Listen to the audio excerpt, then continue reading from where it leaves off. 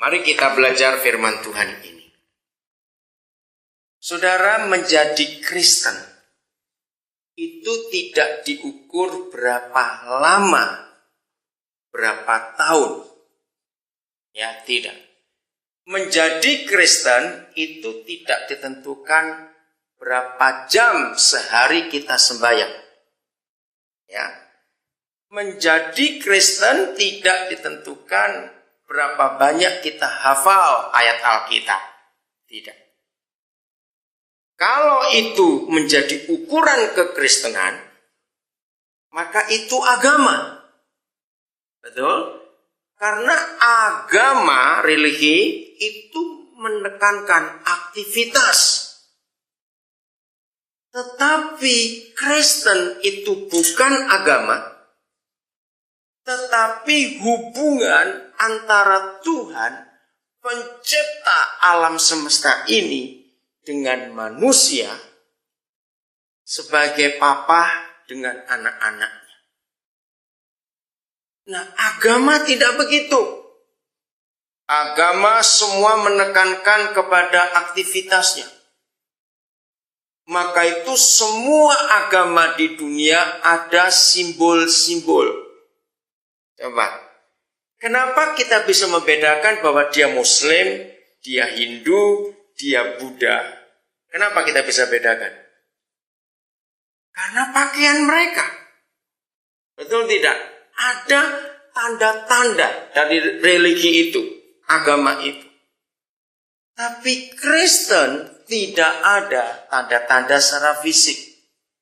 Karena papa kita tidak pernah menilai aktivitas kekristenan kita. Apalagi di gereja. Kita bisa bersandiwara. Main tonil. Betul enggak? Itu di gereja. Oh, kita di gereja bisa seperti malaikat. Tapi pulang ke rumah kayak maling sudah. Emaknya sama malaikat, maling sama emaknya. Oke? Betul tidak? Kita di gereja, wah, bisa betul-betul orang suci, gitu ya. Kalau doa itu usuk betul. Ada yang ganggu, jangan ganggu dulu. Gak pernah. Tapi di rumah kita bagaimana? Menjadi Kristen itu harus sepanjang hari dan sepanjang hidup kita. Ini saya cuma cerita, jangan ada yang marah ya. Siapa kalau belanja, begitu sudah dari kasa, nggak pergi dulu, ngitung dulu. Betul tidak? Oke. Maaf, saya cuma bicara, saya kan tidak kenal saudara. Oke. Terus kalau barangnya lebih, nah itu dia. Kita pura-pura tidak tahu. Maaf ya, dengar ya. Tapi waktu ngitung, wah ini uangnya lebih nih. Di kasa itu. Kenapa kita balik? Ngerti ilustrasi ini? Nah, jadi kita itu Kristen tidak hanya waktu di gereja. Waktu belanja pun harus Kristen. Betul? Waktu di bus harus Kristen. Waktu di tren harus Kristen. Waktu berak pun harus Kristen. Kenapa? Karena banyak orang berak itu tidak berak. Loh, kok bisa? Ayo, siapa waktu duduk di situ terus pikirannya jahat? Awas kamu nanti. Bisa tidak? Loh, saya tanya, bisa tidak? Tidak semua orang mandi itu mandi. Karena ada orang mandi pikirannya cabul. Ayo, bisa tidak? Nah, tidak semua orang makan itu makan. Sebab sambil makan bisa jahat itu pikiran. Betul? Nah, maka itu Kristen kita itu ukurannya bukan cuma waktu di gereja. Bukan berapa kali satu minggu kita kebaktian. Bukan berapa jam kita berdoa sehari, tidak. Tapi setiap saat, apakah Yesus itu nampak dari hidup kita atau tidak? Sehingga orang-orang di sekitar kita tahu bedanya. Bahwa kita ini beda dengan yang lain. Dalam hidup Yusuf, sekarang saudara buka Kejadian 39, ada kisah yang luar biasa. Ayat pertama berbunyi apa? Yusuf bagaimana? Ayo baca Alkitab saudara. Yusuf bagaimana ayat pertama? Adapun Yusuf dibawa ke Mesir. Ingat, bukan turis dan jalan-jalan vakansi. Dia ke Mesir karena dia dijual. Masih muda, umurnya 17 tahun. Di pasal 37 Kejadian ayat 2 dikatakan Yusuf itu umur 17 tahun. Jadi masih muda. 17 tahun dijual sebagai budak. Tidak punya masa depan. Ayat 2 berbunyi apa? Siapa yang beli dia? Ayo baca ayat 2 berbunyi apa? Tetapi ya, setelah dibeli oleh Potifar, ini yang harus kita bedakan.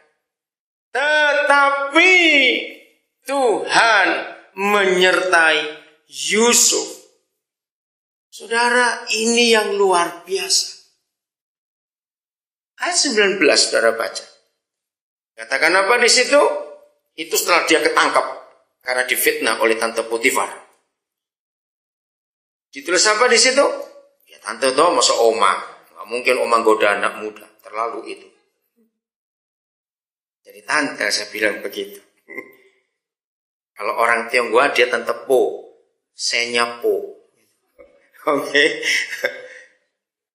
Ya. Nah, tante itu luar biasa.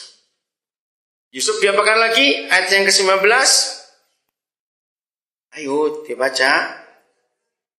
No, ayat 19.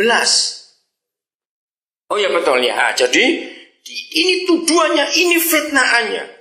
Bagaimana dia dituduh mau memperkosa istri Potifar. Kejam sekali saudara. Yusuf tidak punya pembelaan apa-apa. Apalagi bajunya kan ketinggalan waktu ditarik itu. Mati sudah dia. Karena ini bukti. Nah, yang penting adalah bagaimana Tuhan menyertai Yusuf. Ayat 21. Ini apa? Ya. Tetapi dalam bahasa Belanda pakai kata doh. The Here was met Yosef. Ada kata doh, itu penting sekali. Penekanannya, perbedaannya itu luar biasa. Nah, sama seperti ayat yang kedua. And the Here was met Yosef. Saudara, tempat kita boleh sejelek apa, setidak enak apa. Entah di sekolah, entah di kantor, entah dengan teman-teman. Maka orang Kristen harus bisa dibedakan dengan yang lain. Bisa berkata amin. Orang Kristen itu tandanya bukan kalung salib. Percuma kita pakai kalung salib 1 meter begitu. Gila itu nanti. Tapi kalau kelakuan kita tidak seperti salib itu, orang tidak akan memuliakan Tuhan Yesus. Nah, waktu Yusuf disertai Tuhan, ini yang penting. Kembali ke ayat 2. Saudara, ada perbedaan yang sangat hebat ketika Tuhan menyertai Yusuf itu. Sehingga Potifarnya bagaimana?